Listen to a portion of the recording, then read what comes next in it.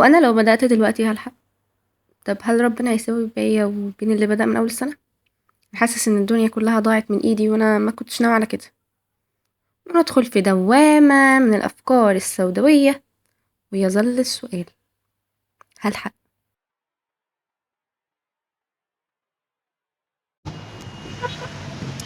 وها قد أتى وقت الفاينل، الوقت اللي احنا كلنا بنبقى فيه مضغوطين، حاسين ان احنا مزنوقين زنقة الكلاب، مش قادرين نعمل حاجة. احنا والمنهج واحنا ومستنيين حد فينا ياخد خطوة، ومحدش فينا بياخد أي خطوة، ولا المنهج بيخلص ولا احنا بننجز نفسنا ولا احنا بنخلص، وكل اللي بيخلص بس هو وقت الامتحانات وبيجي وبس احنا مش بنعمل أي حاجة. حاسين ان احنا مضغوطين وتايهين وان احنا ضيعنا وقت كتير، شويه شعور بالندم، على شويه احساس بعدم تحمل المسؤوليه، على شويه جلد ذات، على شويه هدم الترم التاني جامد قوي، وفي نفس الوقت كل مره بنتقابل في نفس زنقه الفاينل. هل الوضع ده طبيعي؟ احب اقول لك طبيعي. هل كل احب اقول لك ان احنا مستنيينك في هذا الوضع، يعني لو الكيس اللي انت لسه ما وصلتش للوضع ده، الكيس اللي انت لسه ما حسيتش ان احنا في وقت الفاينل وخلاص محتاجين ان احنا ناخد خطوه جديده، فممكن تستنى شويه وبعد شويه تيجي تشوف الفيديو لما الاحساس ده يوصل. بس ان كيس اللي انا متوقعه ان احنا كلنا بدأنا في الفتره دي، واللي احنا كلنا مضغوطين، حاسين ان احنا محتاجين ناخد خطوه، وبعدين هنعمل ايه؟ يعني شو هنعمل ايه؟ الحقيقه بقى اللي انا انا زهقانه وما عنديش امكانيه ان انا اعمل اي حاجه، وفي نفس الوقت عاوزه اعمل الفيديو ده. آه، فانا هنزله بكل عشوائيته، مش همنتج اي حاجه، مش هبص اي حاجه، واخلي الكلام طالع كده وخلاص زي ما يطلع. النهارده انا بره ليه؟ المفروض ان احنا وقت فاينل وعماله تقول لنا مضغوطين ومش عارفه ايه.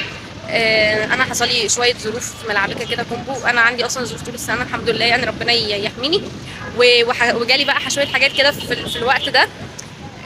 المهم انا يومي بايظ اصلا، وباخد علاج وسكنات مش عارفه، انا مواعيد العلاج بتاعتي باظت، النوم بتاعي باظ، كل حاجه باظت، وانا مش عارفه اتصرف، انا واقفه كده انا مش عارفه اعمل ايه. انا اصلا مش متخيله او مش مستوعبه اللي حصل ده حصل ازاي وامتى وازاي انا بقيت كده، انا مش فاهمه، مش عارفه اخد اي ستيب في حياتي.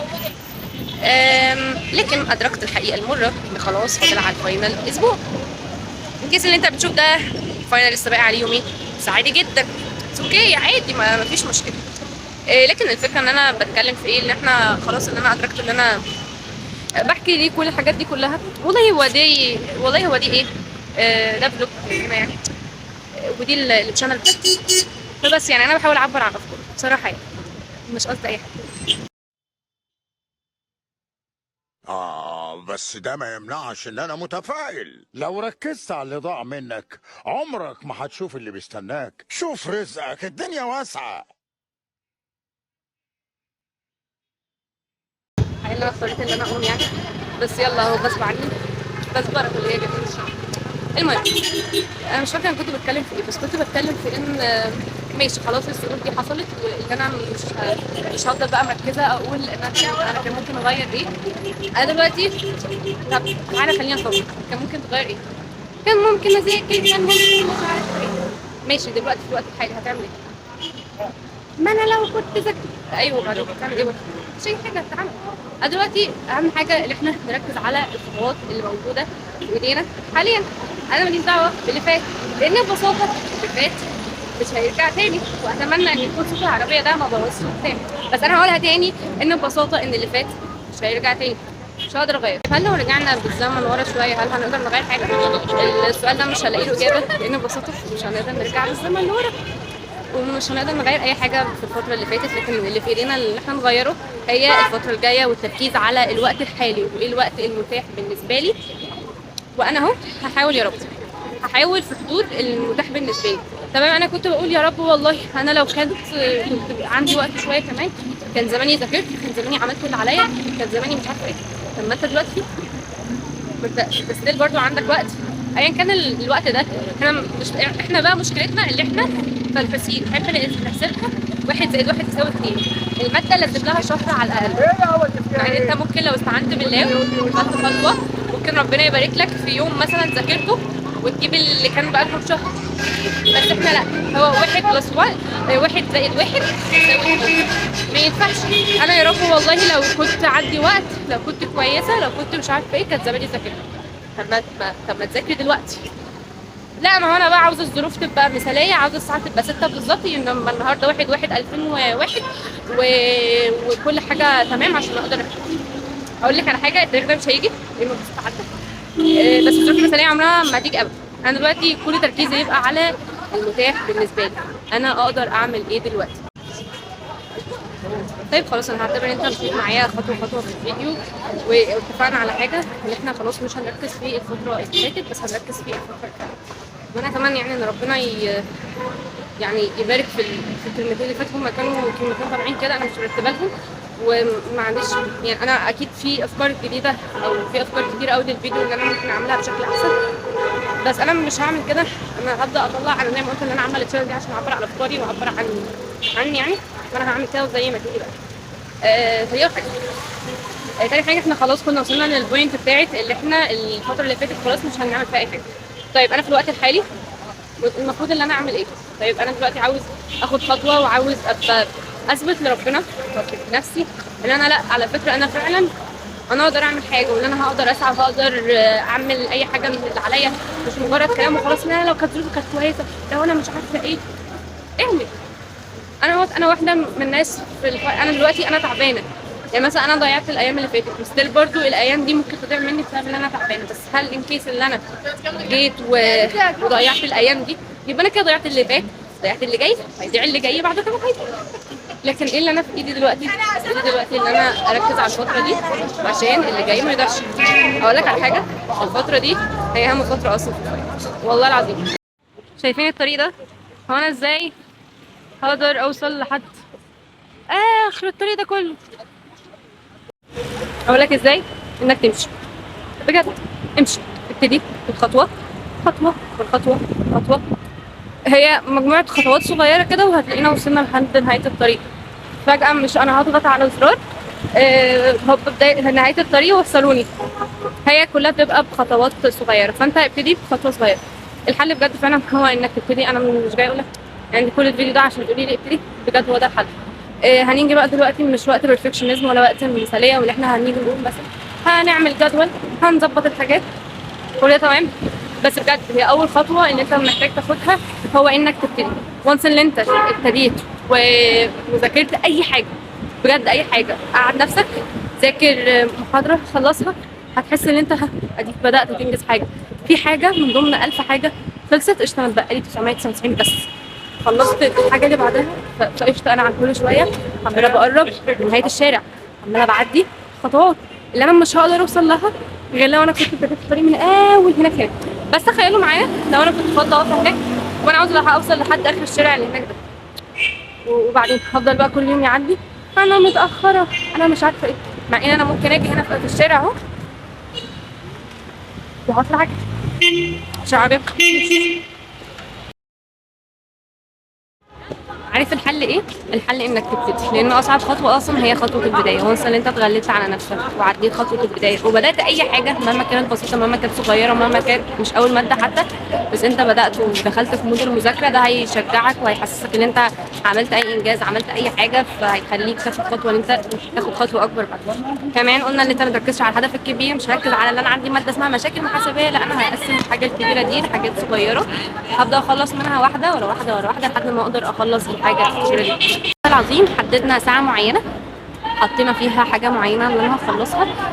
كنت فاصلة نفسي عن كل حاجة، اي حاجة معطلاني عن الحاجة دي. انا مش بركز، انا دلوقتي في الساعة دي مش هركز غير ان انا هذاكر اول محاضرة من المشاكل المحاسبية. انا دلوقتي في الساعة دي مش هركز غير ان انا هذاكر اول سلايد من المشاكل المحاسبية. المهم انت تحط لك هدف صغير على قدك عادي، اللي احنا لسه في البداية بنسخن، بس ما تسخنش قوي يعني عشان فهنحط هدف صغير، هحط له وقت. وانس ان انا خلصت اعمل علامه صح كده، خلاص انا بدات انجز، العجله بدات تدور، بدات امشي اول خطوه عشان اجي الشارع ده، خلاص فجاه بعدين لقيتني ماشيه اصلا في الطريق، وفجاه تلاقيكي بتجري بقى وبتشوف ايه ده الماده طلعت حلوه مش عارفه ايه. فكل اللي عليك بس انت تحاول وتبتدي ويعدي خطوه البدايه، وبلاش الشيطان يغلبك ونفسك والافكار السوداويه. كل اللي عليك ان انت دلوقتي اللي انت تعمله ان انت تتحرك وتسعى وتستعين بالله، واهم حاجه ان انت تدعي وتتوكل على الله. ربنا من اسمائه اللي هو الكريم، ربنا الوكيل، فاحنا كلنا بنتوكل على الله.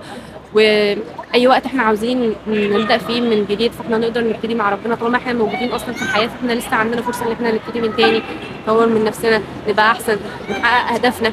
ربنا عطينا كل يوم فرصه ان احنا نتوب، ربنا عطينا كل يوم فرصه ان احنا نبتدي من تاني، ربنا عطينا كل يوم اي وقت احنا عاوزين نستدرك فيه فاحنا نستدرك. مالكش دعوه انا وصلت متاخر ولا وصلت بدري، بس المهم اللي انا وصلته، المهم اللي انا بقيت فين دلوقتي، فانا هتحرك وهاخد خطوه وانا رايحه فين. بس كده. سيدنا عمر بن الخطاب ما كانش من اول الصحابه، يعني ما كانش من اول الناس اللي اسلمت، بس سيدنا عمر لما اسلم شوف عمل ايه في الاسلام، مع ان هو كان اتاخر في اسلامه. سيدنا خالد بن الوليد شوف برضو عمل ايه في الاسلام، مع ان هو برضو اتاخر في اسلامه. هم العبره مش في اللي كان ماشي في الطريق من الاول، العبره في اللي كمل واجتهد وعمل، في اللي كمل واجتهد وعلى الاقل حاول. فبس المسج من الفيديو ده اللي احنا نحاول ونعمل اللي نقدر، ونعمل اللي نقدر عليه، مش لازم يطلع باحسن شكل ممكن. خدوا الفيديو ده مثال.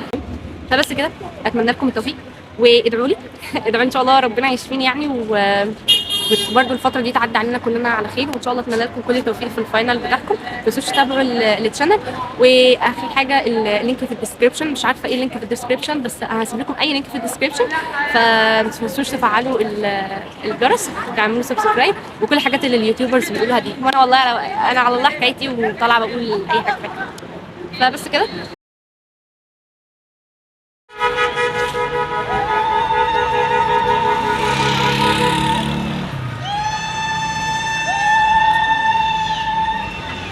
بلا فاينل بلا مذاكره، انا عاوزه البس فستان بجد، والله عاوزه البس فستان. في بس حاجه في الاخر، هو حته البومودورو تكنيك اللي احنا ممكن نستعين بيها يعني، واللي احنا نشتغل عليها او كده، اللي احنا نقسم الوقت بتاعنا لمدد زمنيه معينه. فانا مثلا هذاكر ساعه، بعد كده هاخد 10 دقايق بريك، بعدها هعمل جلسه المذاكره الثانيه ساعه برضو، بعد كده 10 دقايق بريك، وهكذا.